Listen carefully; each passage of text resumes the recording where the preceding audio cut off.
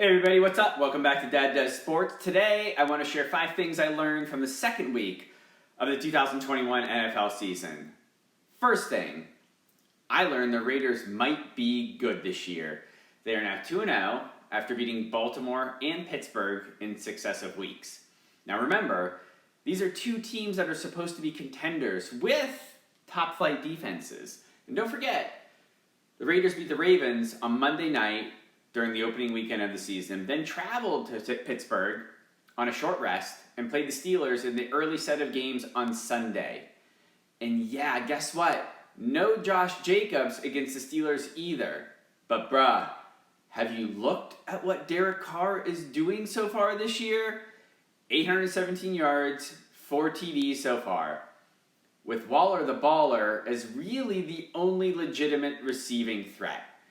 I mean, I feel like Carr has always been on the edge of being considered a top 12-ish starter.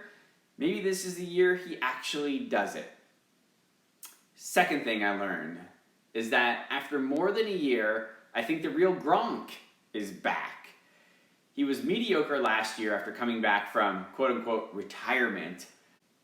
But through 2 games this year, he has 12 catches, 129 yards, and 4 touchdown catches. And don't forget, he had 2 TD catches in the Super Bowl too. Seems like we're starting to see the Gronk that we know. Third thing is that I think Cooper Kupp might be ready to make the leap to the next tier of wideouts. Yeah, he's always been good. I mean, he had more than 90 catches each of the past 2 years, so maybe this is splitting hairs. But I think he's going to blow that away this year. We keep hearing how he and Stafford have been working a ton together, and it's really showing. He has 16 catches through 2 games, 271 yards, and 3 touchdown catches so far. And it's not like he's been the only option there for the past few years. They've had Woods, they've had Jefferson, Cooks, Everett, Big B, just to name a few. He's in for a top shelf season. Fourth thing that I learned is that we might be seeing more of a running back by committee in Dallas. It's weird to even say that.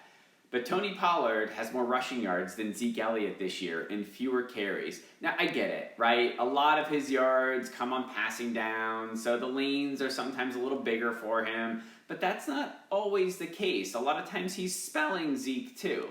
But maybe, just maybe, Zeke is slowing down a little bit. His yards per game, rushing, has gone down every single year since his rookie year to 52 yards a game this year. Again, small sample size this year, right? Just 2 games, but still. And his yards per attempt has gone down every year since 2018 to, again, small sample size, but 3.9 yards per carry this year. Just saying. Fifth thing I learned is that Taylor Heinicke should be the starter in Washington, regardless of the status of Ryan Fitzpatrick. He went 34 for 46 last week with 336 yards, 2 TDs, and get this, completed 74% of his throws. 74%! He had a similar completion percentage coming in the previous week after Fitz got hurt. And don't forget, he played really, really well in the playoffs against Tampa Bay last year. By the way, Super Bowl champion, right?